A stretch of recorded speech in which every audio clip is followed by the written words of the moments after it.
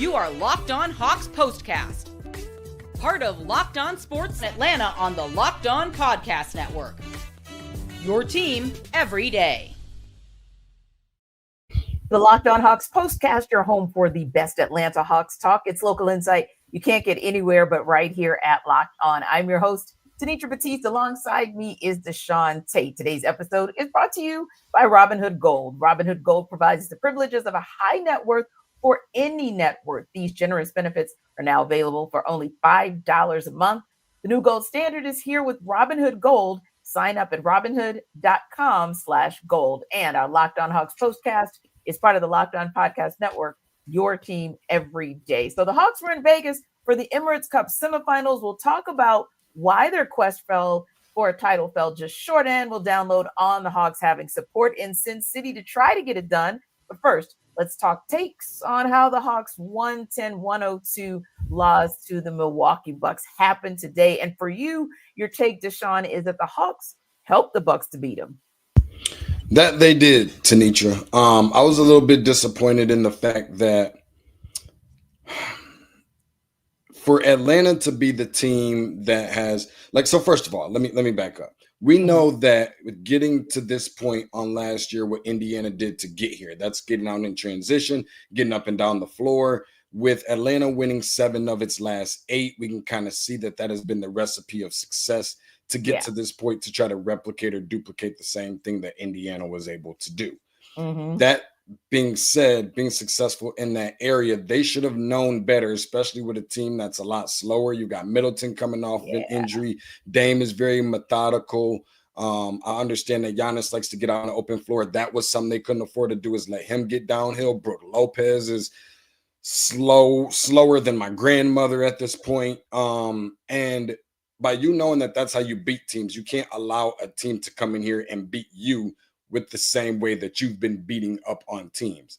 I can understand that happening maybe for a quarter. You know, the game is starting early. You're trying to get your legs from up under you. I really don't even want to understand it that much. However, I'm open. I'm being open to it. But for the next 3 quarters, certainly in the second half, if you didn't learn your lesson, that happened throughout the entire course of the game. I wasn't in love with, and it happened on both sides of the ball. It's not an excuse. I just think that it happened more for Atlanta than it did for Milwaukee. I wasn't in love with some of the officiating when the calls were decided and the whistles were decided to be blown by officials and things of that nature. There was just far too much ball watching for Atlanta, and they should have been forcing Milwaukee into some more half-court sets and make them earn their money a little more.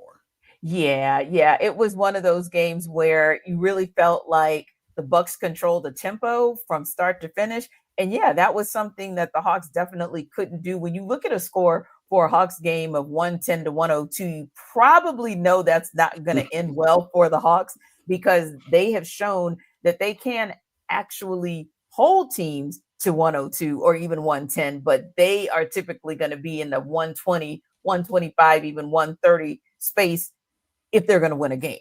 And that's also going back to what you said about just points in transition and fast break points, and really just kind of dictating how the game flowed. And they only had 15 fast break points tonight, and that's just not going to get it done for the way that this team runs up and down the court. So I definitely hear you on that.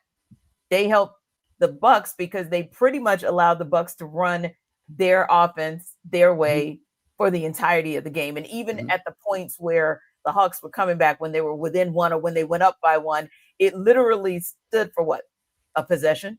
And then it went right back to what the Bucks wanted to do. And granted, I agree. I think there was some shaky officiating, but once you know that there's some shaky officiating, at least don't send them to the free throw line as many times as you did. Because granted, they only got 18 to 27, but they still took 27 shots from the free throw line. So that's something that, honestly, if the Hawks were playing their game, we probably wouldn't be having that conversation. And I think another thing is probably we wouldn't be having a conversation if DeAndre Hunter played his game. Now, this goes back to, we were talking about whether or not he was truly that third guy that you could count on after Trae, after Jalen Johnson. Was he your third option? And I said I wasn't quite ready to make him the third option. And the reason was because I felt like in these moments, I needed to see him really kind of come in, and whether it was on the offensive side of the ball, the defensive side of the ball, or both sides, I needed him to come in and absolutely be the difference maker in a game. And just kind of didn't see that tonight. I mean, it was one of those games where, yeah, he might have ended with 15 points, but those 15 minutes were on the struggle bus. I promise you, they were not the 15 points at the point needed it, because it was one of those things where if he hit a 3 here, or if he hit a 2 there, or if he got a steal here or there, that could make the difference in the game. I just didn't kind of see that DeAndre Hunter tonight. And I really wanted to see that DeAndre Hunter tonight because we knew, and granted, he's a little hobbled, Bogey's a little bit hobbled, but I just felt like there were moments where Bogey came in, and that's why I probably still have him as my guy who's third. Obviously, maybe 3A, 3B with a Dyson Daniels, but if we take him out of the equation and we're saying, okay, that third guy coming off the bench, who would that be? For me, that's going to still be Bogdan Bogdanovic because of what we saw with DeAndre Hunter today. And it's funny because I was listening to the radio broadcast and Steve Holman just kept saying, wow, if the Hawks had gotten anything out of DeAndre Hunter tonight, they would have won the game. And I couldn't agree with him more, because that's where you've been getting points, 20 points here, 23 points there, 25 points there, darn near double doubles, steals, assists. I mean, really everything in the game. And we just didn't see that tonight. That's the Dre that really would have helped the Hawks make their way to the finals. So I still say I'm excited for what he's able to do. I know he can't have a good night every single night, but if you ask me if he's the third option, I'm not sure I'm there.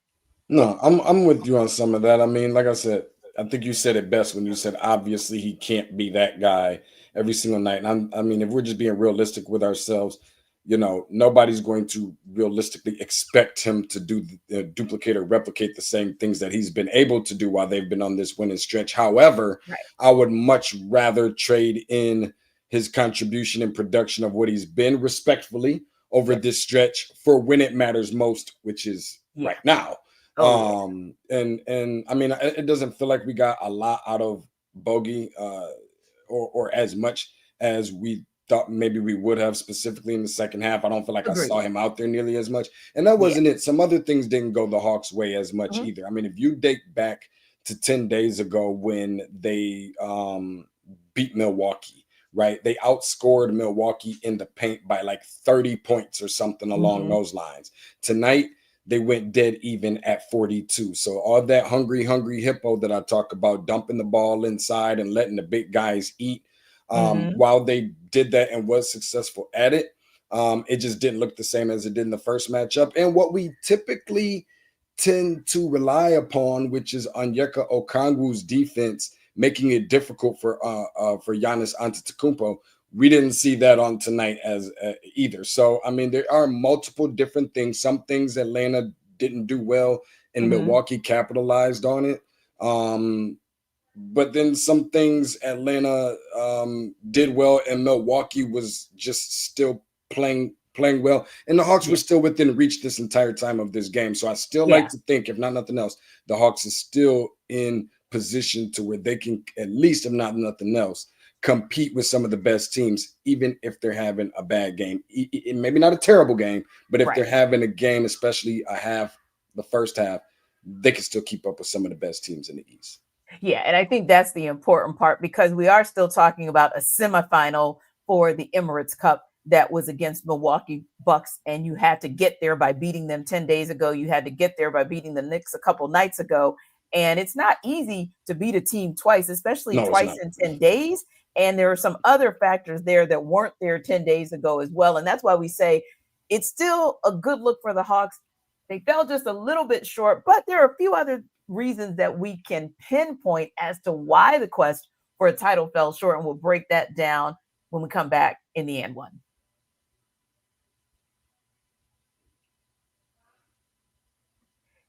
This episode of our Locked On Hawks postcast is brought to you by Robinhood Gold. With Robinhood Gold, you don't need a silver spoon to eat up the financial favors of the 1%. Robinhood Gold allows others to get the rates and perks usually reserved for the high society. Now, the resourceful individual with Robinhood Gold can earn the very liberal rate of 4.25% APY on uninvested cash and be rewarded with a handsome 3% retirement boost on IRA contributions. Robinhood Gold provides the privileges of a high net worth for any net worth. These generous benefits are now available for only $5 a month. So the new gold standard is here with Robinhood Gold. Sign up at Robinhood.com/gold. Terms apply. For product specific disclosures, visit Robinhood.com/gold. Investing involves risk. The rate may change. Gold membership is offered by Robinhood Gold, LLC.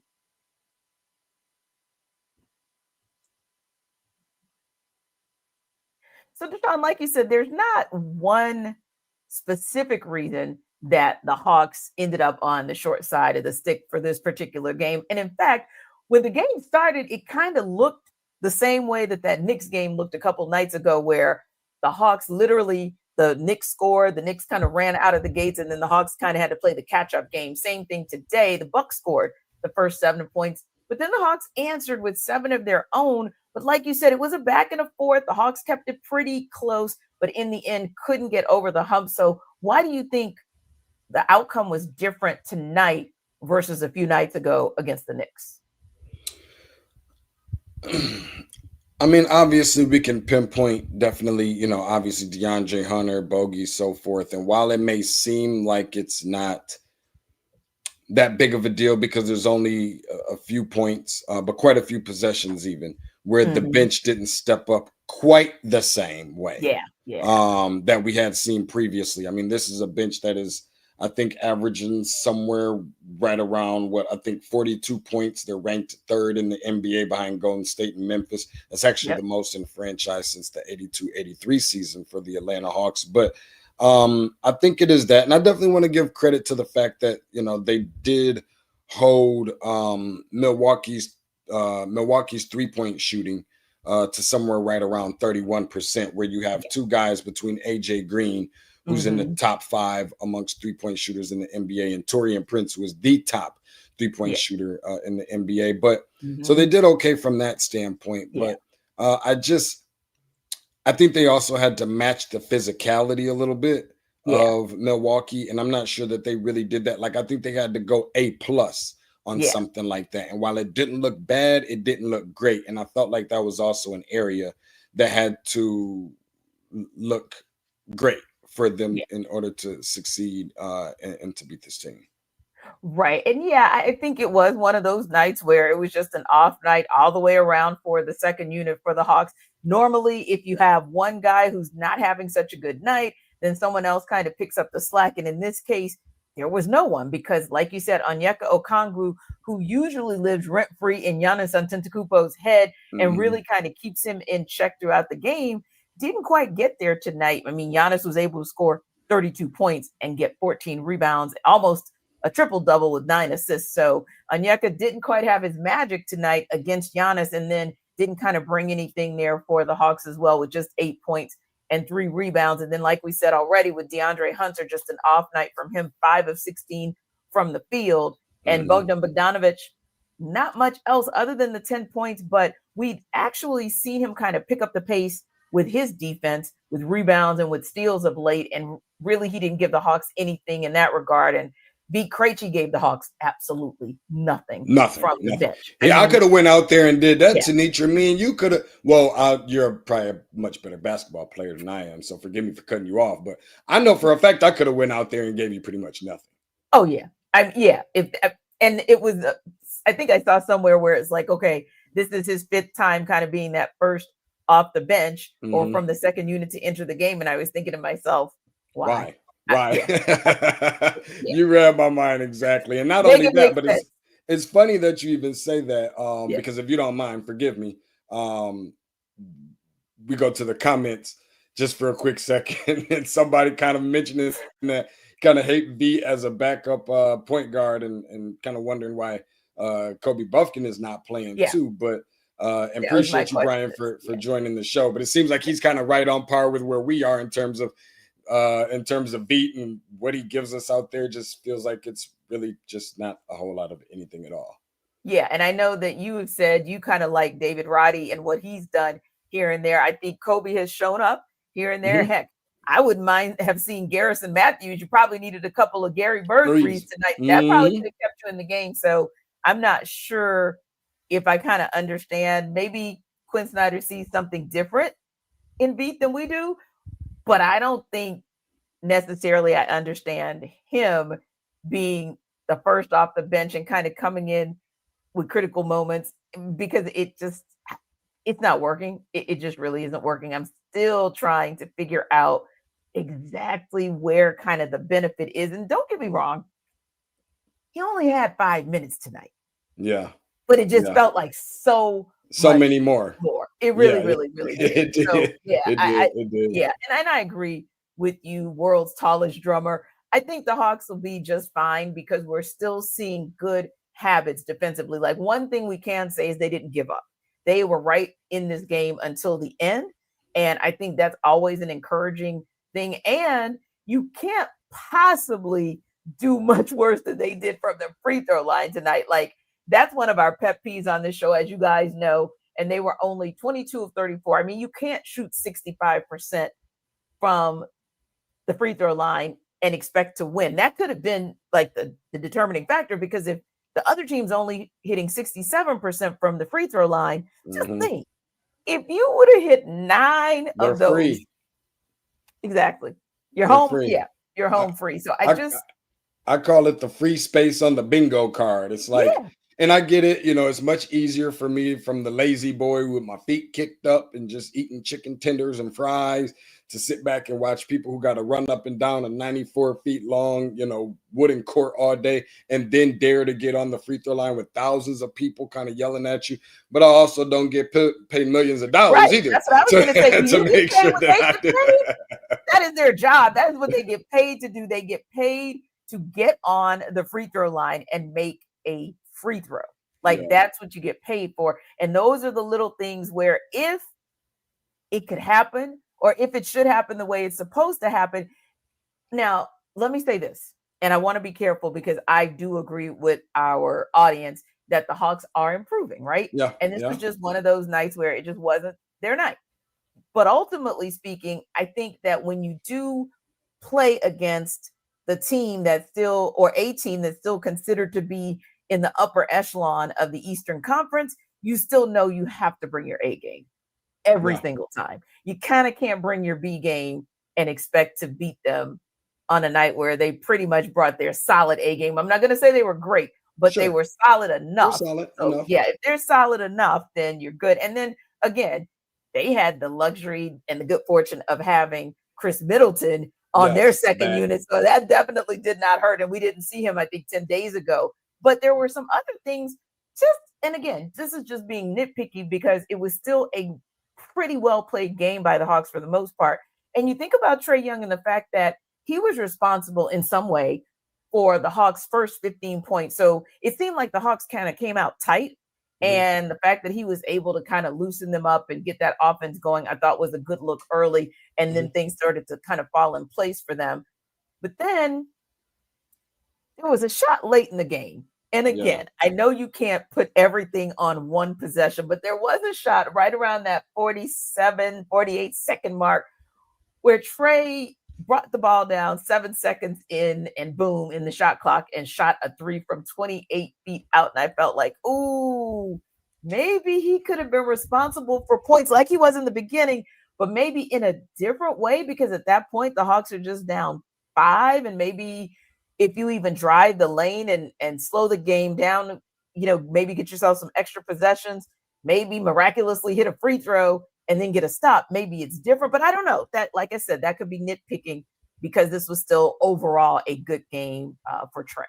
I'll say this much about that. Number one, I do understand the fact that, if he makes that shot, then none of this almost is like a conversation. I'll still be the person to say, I know it's nitpicking, and I know he made it, but I still didn't like that shot. It's almost like a no. Yes, good job, Trae kind of thing. You know what I mean? I don't necessarily love it, but I'll take it kind of thing. But, I'm weird about the answer to that, Tenitra, only because he's got Giannis on him. Giannis covers so much ground with that wingspan, and he can move laterally. Not like Trae is the most explosive or athletic guy. If Trae tries to take a shot over him or something along that nature, it's easy for Giannis to block it. But first of all, I don't think he helped himself by being towards the corner of the floor.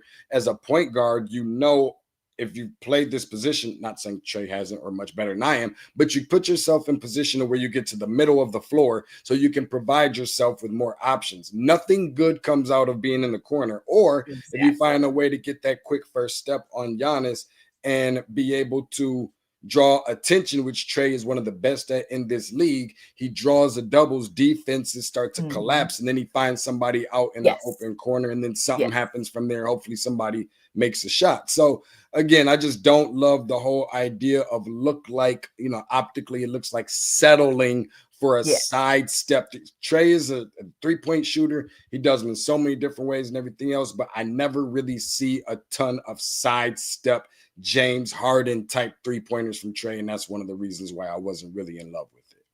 Yeah. And I think it was one of those two where you kind of look at it and you say, okay, not a bad night, 3 of 5 from 3, but that isn't the greatest night for you to be taking those types of uncharacteristic three-pointers. So with this on the line, for crying out loud. Exactly. That's why I'm not sure that was such a good look. But regardless of how things turned out tonight, there were a lot of people in Sin City that were there to support the Hawks. We'll talk about what that might mean in Who Got Next.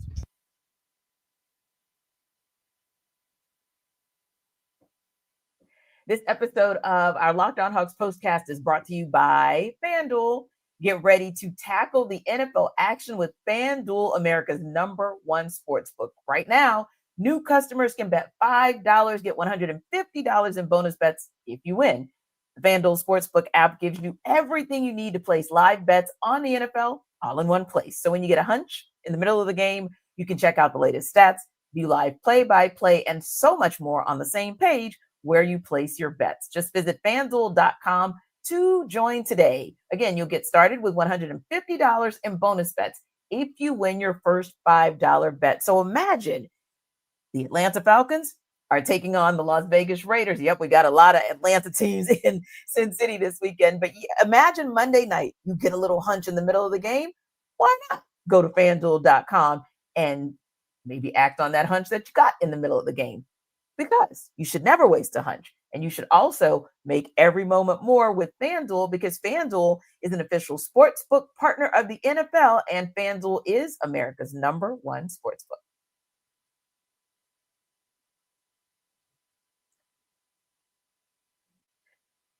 So yesterday I was talking to a friend of mine, DeShaun, and she did mention that she was headed out to Vegas. She's actually going to be, she was there for the Hawks. Like, I'm envious. She was going to Vegas with a couple of friends for the Hawks game, but it was really kind of interesting, intriguing, refreshing, because every time something went in the Hawks' favor, it was like a roar. I mean, almost making you think, like, are they in State Farm? Like, who did they bring out there to Sin City? So I don't know. I thought it was interesting. Sometimes it's the roar for the underdog, and sometimes it's just excitement for a team that plays exciting ball and you see that they're up and coming. But how impressed were you with the fact that it felt like there was a sixth man in Sin City for the Hawks today? Very. Because they play a really exciting brand of basketball. And, some of that is a credit to Trae, I think, for some of his growth, because, his development, because it just looks like a more likable style, not just like a guy coming down. I always give this analogy of just shooting the ball from the logo with 17 seconds still left on the clock. It doesn't look, it's cool when it goes in, but when it doesn't, it looks really bad. And plus, honestly, right now, not that Giannis or the Bucks or Dame or whatever, what have you, are unlikable guys by fans and everything else, but like Atlanta's just playing really likable style and brand of basketball right now. And I think with the way things are appearing to kind of turn around a little bit for Trae, kind of making him a little bit, either a little bit more likable, maybe not a lot, but just a little bit more likable, especially in the sense of the fact that I don't know. I guess it's for me. It just feels like the development. People are kind of embracing the villain role a little bit. It's kind of Mhm. like when you're watching the wrestling and the villain guy is kind of starting to become so likable. He's not quite the Yeah, good guy, but he's right. still kind of Maybe attaching he's not so bad. acting. Yeah, it's like a mate. There you go. You always know the perfect thing to say every time, Tenitra. So those are just a couple of the little different things. Not saying everybody's a Trae lover, but I just think that those are just a couple things. And then the defense, I mean, and they're giving it their all. You can see Yes. that they're Yes. playing well on the defensive end and they're really putting forth the effort. And of course, the Mhm. underdog title or label that goes with that. And Yeah. like you said, I mean, of course, the Falcons are going to be playing out there within the next couple of days too. So that helps. Yep.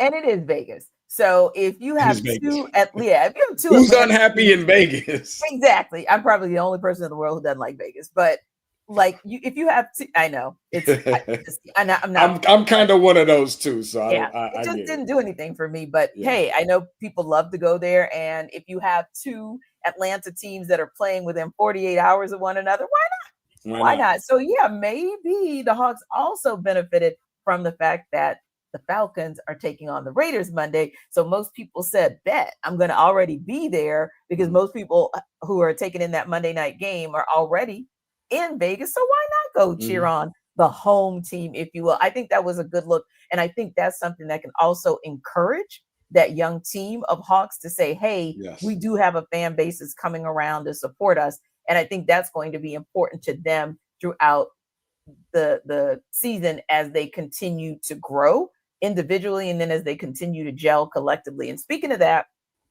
they're going to take their first trip as a team to San Antonio. They got about 5 days to kind of regroup from what happened earlier today. So what do you see as some of the keys to the game for the Hawks to bounce back and get that W in San Antonio?